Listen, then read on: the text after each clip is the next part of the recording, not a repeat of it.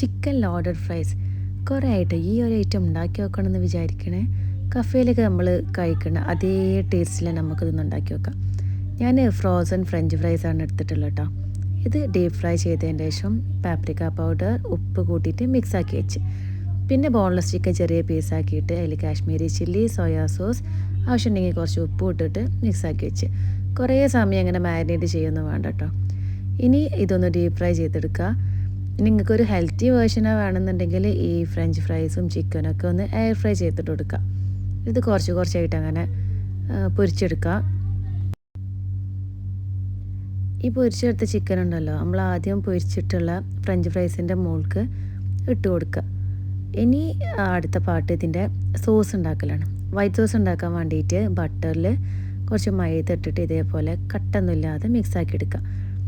അതൊക്കെ ഒന്ന് മിക്സ് ആയതിന് ശേഷം ഒരു കപ്പ് പാലാണ് ഞാൻ ചേർത്തിട്ടുള്ളത്. ഒരു കപ്പ് പാലും കൂടി ചേർത്തിട്ട് ഒരു മീഡിയം ടു ലോ ഫ്ലെയിമിലിട്ട് നല്ലോണം ഈ മൈദ അങ്ങനെ കുക്കാക്കി എടുക്കുക. അപ്പോൾ ഒരു 2 മിനിറ്റൊക്കെ കഴിയുമ്പോൾ നല്ല തിക്കായിട്ട് വരും. ശരിക്കൊരു ചീസിനെ പോലെ തന്നെ അങ്ങനെ ആയിക്കിട്ടും കേട്ടോ. ഇനി നമ്മളിത് അസംബിൾ ചെയ്യാം. ഫ്രഞ്ച് ഫ്രൈസ് ചിക്കൻ്റെ മുകളിൽ ഈ വൈറ്റ് സോസും കൂടി നമുക്ക് ഒഴിക്കാം. ഇതിന് മുകളിൽ വേറെ ചീസിൻ്റെ ആവശ്യമൊന്നുമില്ല.